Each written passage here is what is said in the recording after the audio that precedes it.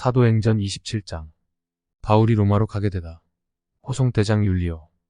21장 18절 이후로 바울이 예루살렘에서 체포되어 신문받으며 구금되어 있던 동안 바울과 함께 할 수는 없었으나 바울을 돌보기 위해 가이사랴 가까이에서 살고 있었던 누가가 이탈리아로 이송되는 바울을 따라 함께 배를 탑니다. 바울의 호송대장은 율리오라고 하는 아그리파 2세의 재위 동안 팔레스타인의 주둔에 있던 아우구스투스 소속 보병대의 백부장입니다. 25-53. 이 사람은 바울에게 친절하였습니다. 배를 타고 항해하여 이튿날 시돈항을 경유하여 루기아의 무라항에 도착하여 거기서 율리오가 바울 일행과 다른 죄수들과 호송대 모두 이탈리아로 가는 알렉산드리아 배로 갈아타고 여러 날 동안 느리고 어려운 항해로 간신히 미항에 도착합니다. 미항에서 바울이 율리오에게 항해의 위험과 손상을 경고하다.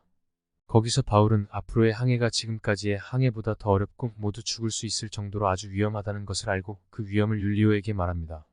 그러나 율리오는 미항이 겨울을 나기에는 너무 불편했고 오랜 경험의 선주와 선장의 말을 듣는 것이 합리적이라 생각합니다.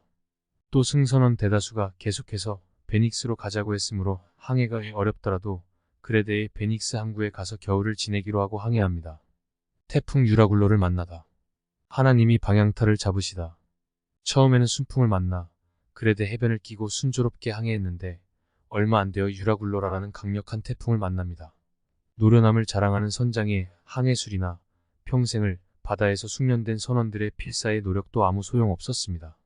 여러 번 경험했었지만 유라굴로에 온 세상을 삼킬 것 같은 태풍을 만난 것은 처음이었습니다.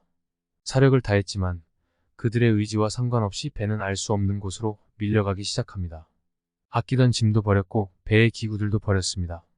수십 년처럼 느껴지던 여러 날 동안 해도 별도 안 보이는 암흑에서 태풍은 계속되어 살아날 가망은 전혀 없어 보였습니다. 하나님의 구원의 소식. 그동안 아무것도 먹지 못했고 살 희망을 놓을 즈음 그들에게 바울은 하나님께서 주신 구원의 소식을 전합니다. 이제는 안심하라. 너희 중에 아무도 생명에는 아무런 손상이 없다. 바울의 목숨은 하나님의 손에 있습니다.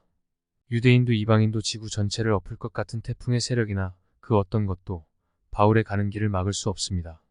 하나님의 사자가 바울에게 나타나서 바울을 통하여 복음을 로마로 세계로 전파하실 계획이 확고함을 재확인시키십니다.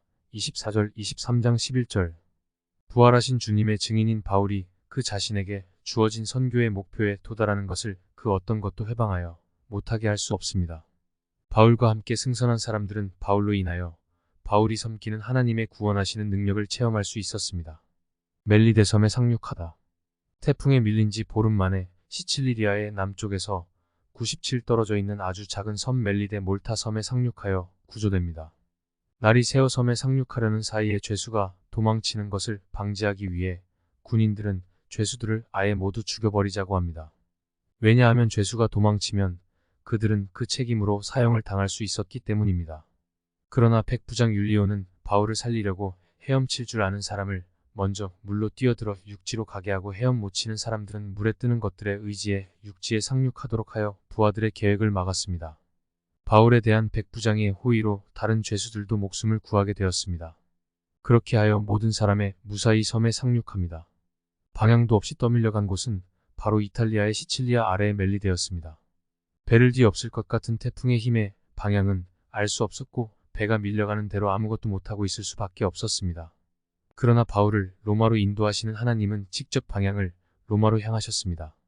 태풍의 힘에 무기력한 인간들이 손을 놓은 배의 방향타를 결국은 하나님이 잡으셨던 것입니다.